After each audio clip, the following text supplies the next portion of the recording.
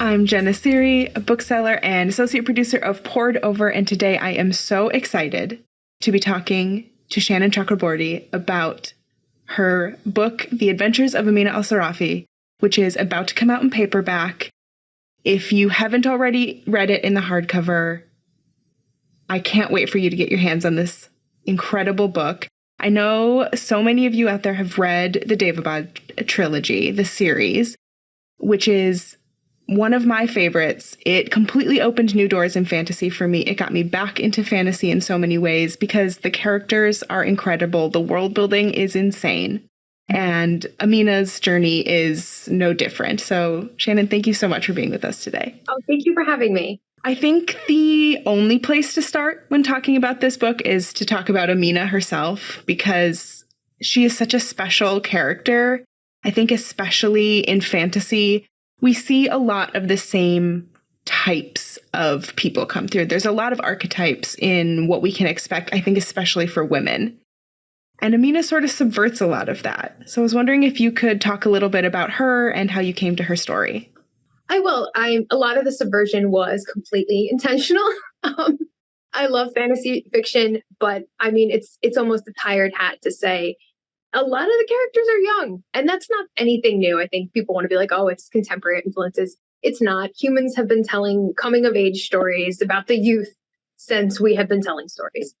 But after I finished the Daevabad trilogy, one, I wanted something fun and refreshing. And I also just wanted a character who felt more like me.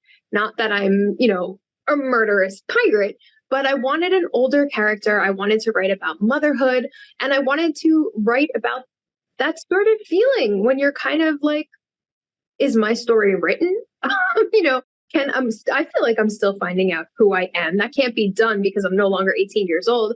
And I wanted to have that. I wanted to have what it feels like to have one more adventure when you're worried maybe there's not going to be that many more adventures. And when those adventures are kind of, you're tired, you're achy, you have 1,000 responsibilities at home. So I wanted to really get into that. So that was very, very, a lot of us there's a reason one last adventure is a trope. And I wanted to dive in. I wanted to dive in with all of her friends also being at that point in age, and they're all kind of riffing on each other. But it was also very important for me to write a character who was a mother, who we'd never really see in fantasy fiction and a lot of fiction. It's always like, if it's a fantasy, a parent has died, usually the mother, because they're typically the one who would, stop that. No, you're not going on an adventure. So come back here, eat your vegetables and do your homework. So I wanted to really explore the idea of motherhood and that it can be hard, but it can also be wonderful. We often see a lot of black and gray of women can't have it all, or they can have it all, and it has to be Instagram perfect. And I wanted to kind of explore the idea that, yes, she's made some choices. She loves being a mother, but she has lost out on some of the things she wanted to be doing and is very much trying to find that balance. But also the ways in which motherhood changes you. We see throughout the book, when she's in a sticky situation, she is goading herself in a way. You have to survive. You have to go home. You have a kid, that changes you. And I wanted to have that aspect in there. But it was just a joy to write, to really kind of get into that perspective. I had so many readers who are parents right back, and they were like, thank you so much. I wanted to read something that felt like escapism, but for someone like me. I think from the moment we start to hear Amina's voice, and she's just so funny and real and is different than a lot of the characters that I'm used to coming to in fantasy that are very so sure of themselves. And she is in so many ways sure of herself, but yet she has this vulnerability because she has these connections and she can recognize, oh, I've made myself vulnerable in so many ways by having a child and caring for, her family. And to watch her go on that sort of path of balancing her two worlds is so fun and something I don't think we get to see very often. Well, thank you. I love developing her voice. I knew from the beginning I wanted her narrative voice to feel very unique and very powerful, kind of take over the story in a way, but also feel different. I very much wanted this book to be firmly rooted in history and trying to find a balance between how a person in the 12th century might have spoken and might have thought about their world, about themselves, and filter that both through sort of a working class, essentially criminal overlay. I mean, it's interesting. I heard a lot of like people, oh, why did you choose certain vocabulary? And often explain the language she speaks is gone at this point. Not only is the idea of 12th century Arabic, formal Arabic is you can be maintained, but she would have spoken a language that would have been combined of so many different tongues in the era. And when you do go back and look at medieval sources, I think we have an idea that if this period is just staid, no one ever cursed, no one ever swore, they didn't have opinions about being a woman, they didn't have an opinion about being a working class. That is not true. And you can go back and see it in their own world. Many of these sources are funny. They're profane. They say things and think things that are more scandalous and lewd than I would ever say in my life, let alone my book. So I did want to capture that aspect of that history, that it could be funny and profane and feel not modern, but familiar. The past is a different world, but we're all still very familiar as humans. I think that was a very welcome and like reassuring thing to read as you're going through that, like, oh yeah, this is not a character that feels out of place in her time, because I do think sometimes when, especially again, unfortunately for female characters, when they are sort of written, it can feel almost like anachronistic that, oh, there's certainly no way that could have happened. But first of all, we're in fantasy, so we get a little bit more leeway anyway. But I don't think Amina ever feels false or like a caricature of who she would be, especially when she's with all these other people with huge personalities. It all blends together very well. And I think that's an important part. I often encourage people who write fantasy and write historical fiction to think about. There is an aspect, I believe, sometimes of responsibility, because you are essentially setting what is the lay perception of the past. And no, you're not a historian, you don't have to be completely accurate. But if you're writing about certain subjects, to be honest, I feel this way when I'm writing about Muslim women. I want to be able to stand there and say, no, women have always lived full lives. No, I'm not even going to pretend like, oh, the past was so perfect. It wasn't. I think about the rates of disease and child mortality, and that alone would have it would have been a completely different world to us. But women were making lives for themselves. They've always made lives for themselves. I would be looking through books and it would be talking about like, widows and divorcees and singles and how they wouldn't go back for a man. There was a case even just in the 12th century where this very high-to-do lady divorces her husband and marries a porter, sort of somebody who was carrying her baggage when she went on a Red Sea voyage. And, all the people at the time were like, oh, I bet it was just, so she could sleep with him. This is something women have always had, this aspect. And I think we should have that in our stories. We can tell stories about the past and about, womanhood that doesn't make it sound like, oh, everything was so rosy. But I think we should also respect the fact that we've always made lives for ourselves. And it doesn't have to be this grim, terrible thing all the time. And Amina's life is so full. She has her family. She has this sense of purpose from her past with her job. Well, job, I guess we could say, lifestyle, being a pirate. Yeah. But she also has faith and she has care for others and she has this sense of wonder for the world. And no part of anything she's doing feels one-sided. There's so much to her. Yes, and that's what I wanted. I wanted her life to feel very full. That's sort of, I think, people joke, you talk to somebody when they're 25, they're like, oh, I don't want to be 40. It's going to, like, I'm going to be old, I'm going to be decrepit. Like, but your life just gets so much fuller as you make new friendships, as you fall in love, as you fall out of love, as you have children, as your family and friends grow and increase. It adds a richness to your life as you get older. And her family is so great because it's not just her blood family, her daughter, her mother, and her brother, but she has a found family in a sense of these people that are on the ship with her. And they are some of the best, like, most fun, especially like. And that was so much fun to do, because I think for a lot of found families in literature, we see them find each other. We see them come together. I wanted to look at what that looks like. They've already come together. They've had 15, 20 years of sniping at each other and standing up for each other. Now they've fallen apart and they're coming back together. And I would assume obviously see influences of the Ocean's 11, 12, 13 movies in this. And I remember, just because you were speaking about Majid, there's a character, I think it's Ocean's 13.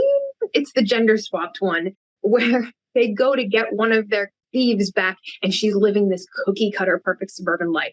And I just remember thinking, That was what I wanted the Majid to be the like, the male 12th century version of that, where he's just like, no, not a criminal, never was a criminal, have everything perfect. And then, of course, simmering on under the surface, it's all like his previous activity. But I think sometimes when you identify tropes, it can be very fun to twist them in different ways.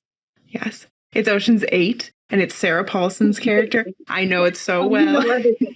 Well, okay, I was getting a lot of Ocean's vibes and also some Fast and Furious vibes with the like one more job trope, which I think is so funny to like put through here, to be like, just one more time. We have to get the family back together one more time. And I think everybody knows it's never one more time, but I have to also talk about my favorite character, Raksh, who is maybe not supposed to be people's favorite character, but I think just the way that he sort of sweeps in and changes the entire trajectory of the story is so incredible. And it just made my reading experience the whole time. We get these sort of like, who is this going to be? And then when we find out, it's like, oh, perfect. Well, first of all, I had joy writing him because here, I'm writing about all these characters. They're trying to atone for the past. Amina is trying to be a better Muslim. They're trying to be better parents, friends. And then you just have this, not a demon, just like saunter in, absolutely no moral compass. No, and is not supposed to have a moral compass. He's very much like, I'm not human. I am different than you. Why would I be constrained by these ideas? So he was a joy to write, just this truly like alien, utterly selfish character. And I also thought I think, again, in fantasy, sometimes we see a trope often of the dark, brooding, love interest who's, morally gray and all this nonsense.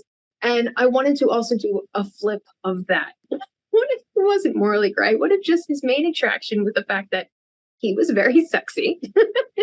She made some mistakes. And, like it's the ex who blows up your life.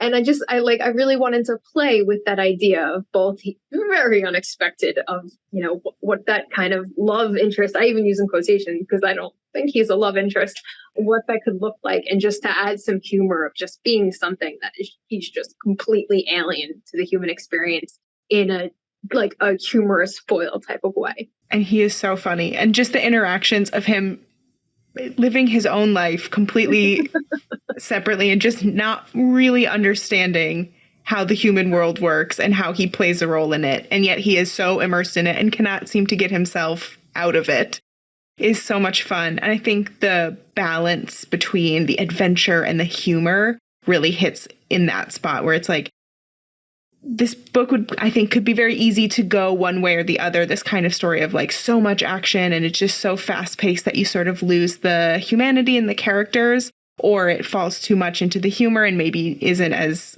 propulsive, but you find a way to go right down the middle with those things. Well, thank you.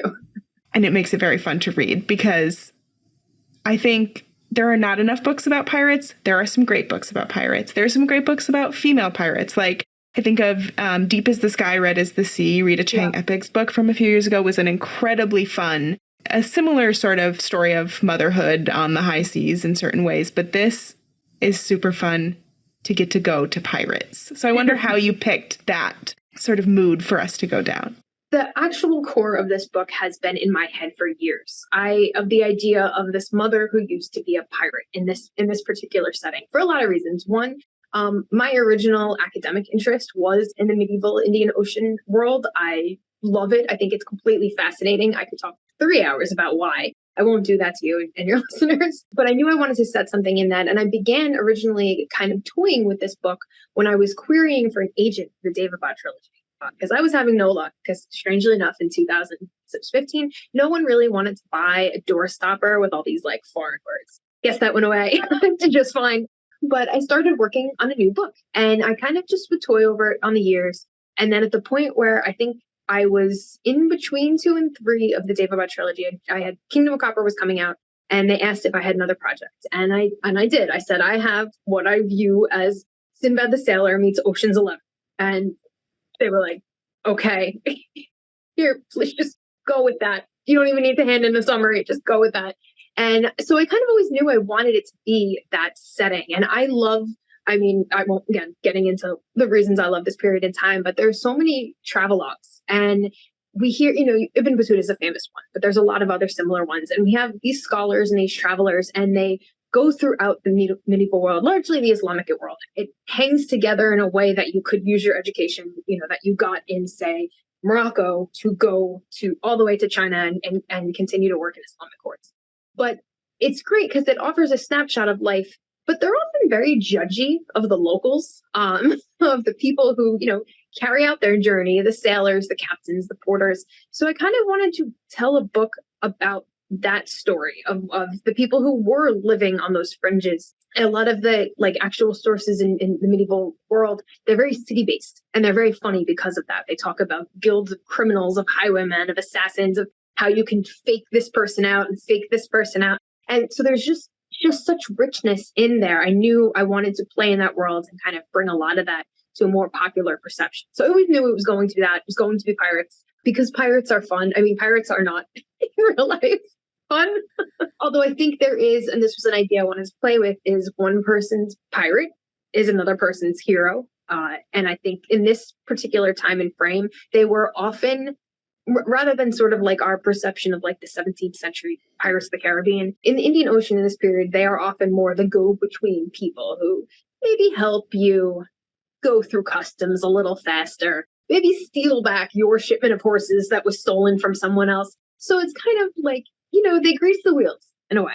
And I thought that was just a very entertaining, collection of people to look into. So I always knew it was going to be pirates. I guess they're fun. And we are all so glad it's pirates. And you say you don't want to talk about your research too much, but I can't wait to talk about your research, because your worlds that you build, both in this book and in the Devabad trilogy, are so incredibly rich, and they are so deep. There's so much there, and it never feels like an information overload or like I feel like that I'm behind somehow. But both books sent me on journeys to Google, which is one of my favorite things in a fantasy book. I want to be Googling things because I love going down rabbit holes when I read. So I'd love to hear about your research process for this book, because you do include a lot of suggested reading materials and stuff in the back, which again, I love. So I'd love to hear about it. Well, thank you. I kind of didn't quite ask for permission. It's like a 10-page addendum to the book of all the different ways you can learn about this period, which is funny because sometimes a lot of the criticisms I see of the book is that it's not historically accurate. But you know what? It's interesting because Devabad was historically inspired. And for Amina, I always knew if I was setting it in this part of the world, in this part of the time, I felt like I had a duty to get it as historically accurate as possible. And I joked that I said that more than once, that everything was going to be historically accurate except the plot. And ironically enough, I invented a demon who preys on people who have too much ambition, which could have been me on this project. Because, of course, as we find out, the past is constantly changing. Our understanding of it is changing. It has to be interpreted through what is left to us. There's no way to avoid having your own particular political bias and all that. So my research process for this was, do I just switch you to the other line? Again, I was starting from a place of knowledge with it, but I did want to build that back up. So I would kind of, I would write and then research, write and then research. I always tell people, or if they're working with historical fiction or historical fantasy, don't spend hours researching a particular topic while you're drafting, because that scene will get cut. So, but the research process, it was in many ways great. I felt like I learned so much, and I also was humbled repeatedly, which was helpful. It turns out you don't know as much about, marine culture, mariner culture 800 years ago, when many of these things fall apart and the seasons change. But, I think there was even points I was speaking with some of the scholars who were experts, and it was there is no more than that.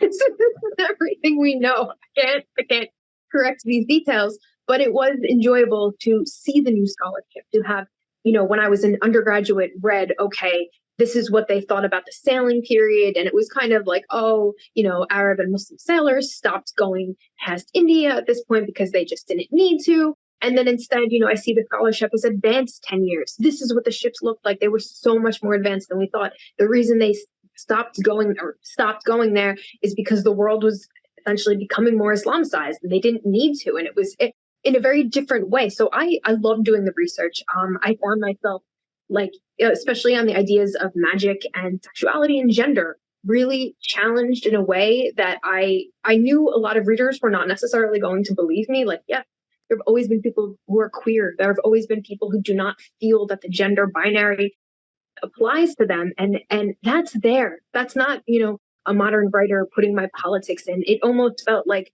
after reading all of these things, to not have that would have been the political move of to pretend that queer love didn't exist, that, a character like Jamal wouldn't have felt, I don't feel like a woman. What does that mean? That is there. That is there. It is documented.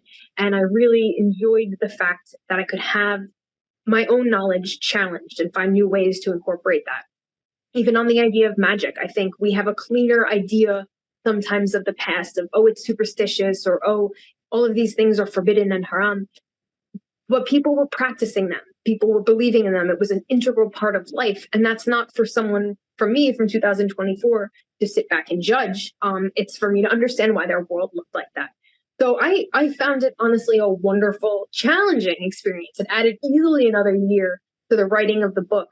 But I mean, I have books here that are like 13th century con artist manuals and travelers talking about all the salacious details. And if you just ever really want to feel like how human we are, and you read these passages and it just brings back a humanity that I think relates in more a way than I had really even considered before, just throwing myself into this and just what life might have looked like if I can try to pull it together as much from the fragments we have.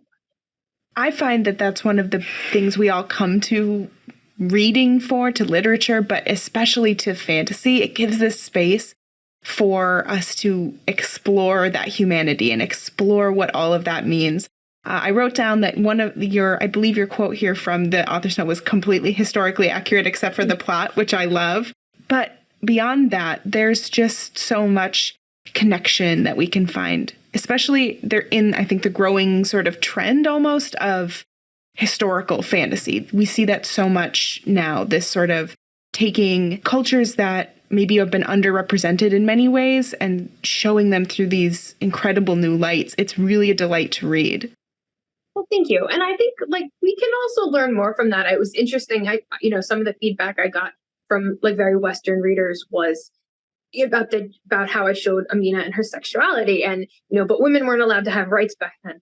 Whose women weren't allowed to have rights back then? Because I can tell you, in the Islamic world, women had property. They could get divorced. No, again, I'm not going to be like, oh, everything was perfect and there was no abuse of the system. But a character like her, who has her own property, her own agency in some ways, would not need to get married. She could get married if she wanted to lie with a man. But women did make very different lives for themselves. I was reading fact-checking something for the next book, and it was at one point they were saying, I think it was like 40% of the female population of Jerusalem was single. Again, women made lives for themselves. And I think we have to sometimes get out of the idea of what we think the past was, especially the medieval world. Everyone thinks it's just this feudal society. Everyone had the plague, and women were basically slaves. And you know what? There probably were places where that was true, but not everywhere in the world. There were places that had thriving cities, that had sophisticated cosmopolitan worlds. I mean, I remember kind of when I was putting this together, it took me back a second to realize that, there were people who their job would have been a scribe, and they would have gone to work and they would have come home. They might have been passing, the alley of the booksellers, picked up a fantasy book or something to bring home and read, and gone home and played with their kids and, complained about their in-laws, and that they were still living very similar lives to us in many aspects 800 years ago. And I think that's something we need to remember sometimes. It's the whole thing about you don't remember the past, you're doomed to repeat it. That goes in not just the bad aspects, but the very human lives people live. And so much of what we hear in history is either from the most rich or perhaps the very lowest classes. But just like today, most people live somewhere in between, and they have lives that are much more similar to maybe some things we'd expect. And I think getting to hear those stories is what's so great because it reminds us, like you said, people went to work, they came home, they had these lives, and maybe they weren't all that different. And maybe sometimes they were pirates and it was magical, but we're really all not all that different from the past.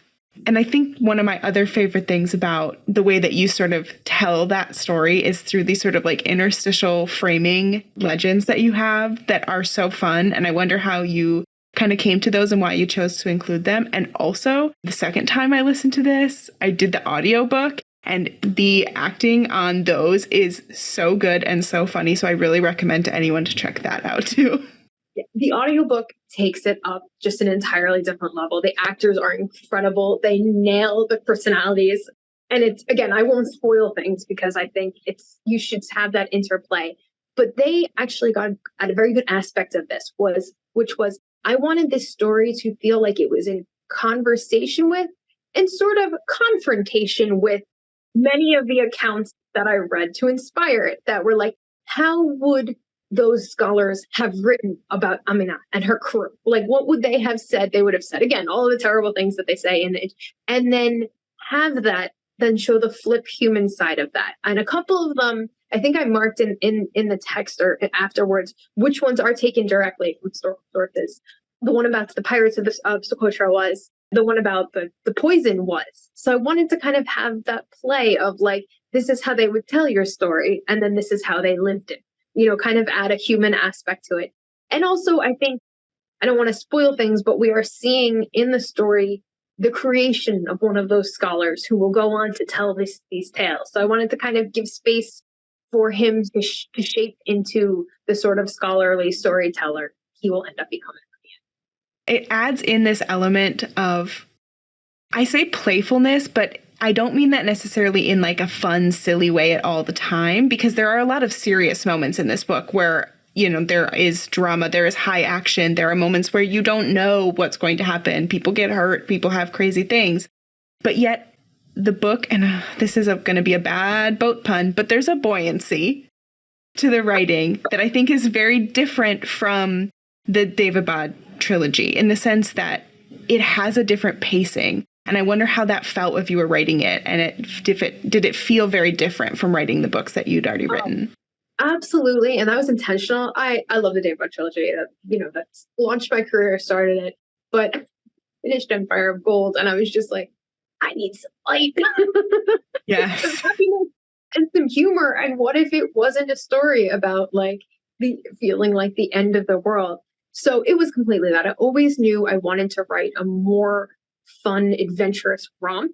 And then I ended up writing this book during the pandemic, so it ended up really being like, okay, I need to just escape into this and just go with a very different vibe. And I felt like, and I think we're still seeing some of this even in like the romantasy and cozy fantasy genres. I think people do want a little bit more like energy and fun and warmth from their books. Not all the time. I mean, I'm sure all the genres and grimdark will have its day back in the sun, but I do think there's an element now of a lot of people are going through hard times, and sometimes you want to enjoy a story. It doesn't mean it's not serious. It doesn't mean it doesn't touch on important topics, but there can be a lightness to it that is essentially entertainment. I totally agree. I think that a lot of the fantasy that I'm seeing come through right now it has this sort of passion, this lightness, this push that hasn't always been there. But just like everything, it goes in trends and waves, and we'll go back towards other things. But I do think we're in a great period of fantasy writing right now. There's so much incredible work coming out from so many voices that are bringing different and exciting mythologies and ideas. So I think Amina fits so well in that sort of things that are new, things that maybe 10, 15 years ago, I couldn't have quite pictured this book or seen where it would fit. But now it seems like there's so much space for different kinds of stories, and we have to make progress continuously, and there'll always be more room. But I know right now there's some amazing things that are coming in fantasy. Yes, it's a great time. I mean, it's a joke. Anybody who works in any publishing knows, like, you'll just never read all the books that you want to, but there are just some fabulous, fabulous stories coming out. And I know this is somebody's favorite question, some people's least favorite question, or is there anything that you've read recently that you love, or things that you were reading that inspired this book, or some of your favorite things you've ever read that shape you as an author? A couple book recs for us. The listeners would never be upset. I will throw a couple. The one book I recommend all the time is The Pasha of Cuisine, which I feel like if you liked Amina Al-Sirafi, this is very similar to that, but it's about a cook in the Ottoman court who essentially travels around the Islamic world to learn food magic to save the woman he loves. And like, it was one of those books I read, I was like, I feel like made, because I love to cook. I feel like this was made specifically for me. And I would recommend it everywhere I go. So that's one rec. Another one that I just read this year was Godkiller by Hannah Connor and the sequel Sunbringer. I have a great affection for books that really wrestle with religion and faith in a fantasy setting. I think they're fascinating. I think religion and faith are something we don't often give enough credence to when we're writing. It's a huge element of human society, whether you like that or not. And this is one that just really just like rankles with it in all the ways that I like. It's a brilliantly imagined secondary world where it just feels real. It doesn't feel like an info dump. It feels very real. It's a found family. If you like that aspect, the characters are all older. So felt like catnip to me.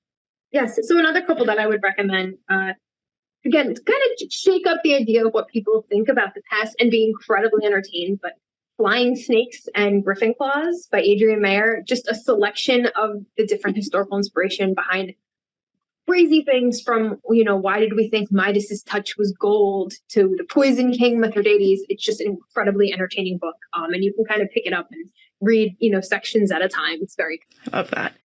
I also love that you brought up sort of faith and fantasy and religion aspect, because I think so often either that is shied completely away from in a lot of contemporary fantasy, or it's these really elaborate created mythologies or religions. And yet so much in historical fantasy, that is a huge part of life historically for people. And the way that Amina wrestles with her faith, I think, is really beautiful. And the way that it really influences her life, I think it's something very special about this book that I didn't expect when I first started it. And then you do get into it very quickly and you're like, oh, this is something I haven't read before. And I really enjoyed that piece.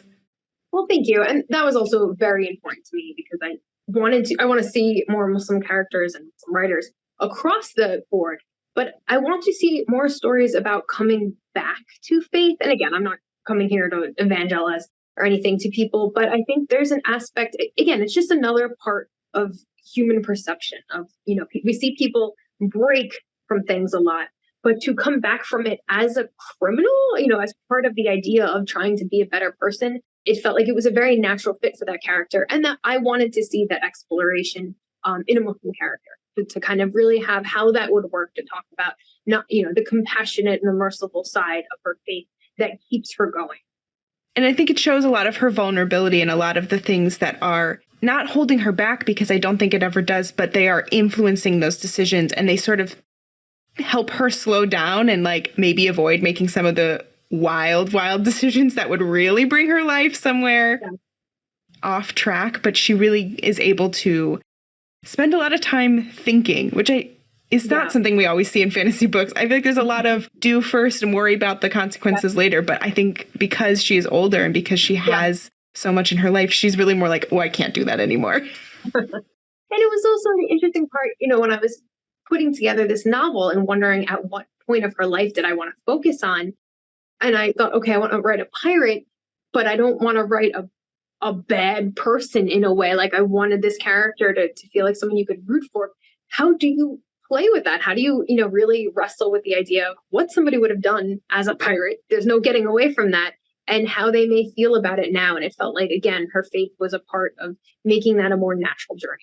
Did anything really surprise you that you learned while you were writing this book, or like a great fact that you maybe couldn't quite fit in? Any of those like exciting moments from behind the scenes of writing, or something that maybe you've found while researching for the coming books?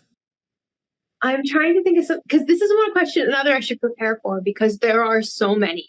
I think I just like to tell people the cons in this book are based in historical cons. Like I think I did not realize the cups game, which I'm sure if you live in a city, anywhere on this planet you have seen done before of, the moving the things around. I did not realize that they were doing that in the medieval world. And that even then they had a way to tell you how to cheat at it. I saw that and I'm just like, oh my God, that's amazing. I feel like as long as there have been games, there has been one shady person sitting in a corner saying, and this is how you cheat. Yes. And actually, you know what? Now I can remember a few more because that's also, it's from the same book of 13th century charlatans' tales, which is great because the guy writing it, he's writing it for his ruler, and you cannot tell he's reporting it like, oh, I'm an academic, I gathered all these, and you can't tell how much he believes in all this and if he was probably a charlatan. Because there's a degree of pride and everything which he tells these tales of, you just want to be like, I think you tried that. I think you maybe had an interesting past. But I mean, he tells stories about, people would pass off a monkey as had become a Muslim and take him on his they trained him to go into the mosque and essentially extort money from people who were like, oh, wow, that's amazing. There's tales in this about how to make fire traps for tombs. Basically you would be guiding people like the Mummy-esque, you would guide them into a pyramid, and how to make fake maps, how to make, snake statues that would spit at fire. So all the ways to cheat people who were ready to go on this adventure, to find the mummy and the riches and all this stuff. So I thought that was fascinating that they had that elements of that in what we now think is funny adventure movies from the 90s. I'm like, no, they had that medieval version as well. I love that we are never as far apart from our past as we think, that as long as there were things, there were people trying to get around those things. And I think that's very much human nature. and you mentioned maps, and there's some great maps in here, but one of the last things I want to talk about is how gorgeous this cover is and how perfect. Seeing this on a shelf or anywhere, immediately I was like, I have to know more about that. It's so amazing. Thank you. I lucked out so much with both my international and my US cover. I mean, they just got the vibe immediately. And I was worried that was something we weren't going to really be able to convey, because I wanted to oh, this is an adventure tale. And instead in this culture and time, and it just nailed it. It's so good. I can't wait for a new crop of readers to get their hands on Amina's story and to go along on this adventure. I wonder, to end things off and to sort of put Amina on the shelf where she belongs, who is your ideal reader for this book? Is there someone where you're like, if you haven't already picked this up, this is the kind of person who I hope gets it? I mean, the Amina answer would be Book Talk. Yeah, absolutely. For the name. No, honestly, and this always hits with the David Bond trilogy. It was always doctors in training doing their residency and finding another healer. I liked this one. I wrote this for parents first and foremost. And it's when I hear people be like, this audiobook got me through 3 a.m. feedings, God bless. It will get easier. You will go on your adventures. So I really hope that's who this book finds. That's amazing. And I can't wait for people to walk into stores and see this amazing cover and be like, that's the book for me. Shannon, thank you so much for being here. And for all of our listeners, The Adventures of Amina Al-Sirafi is out in paperback now, so please go pick it up.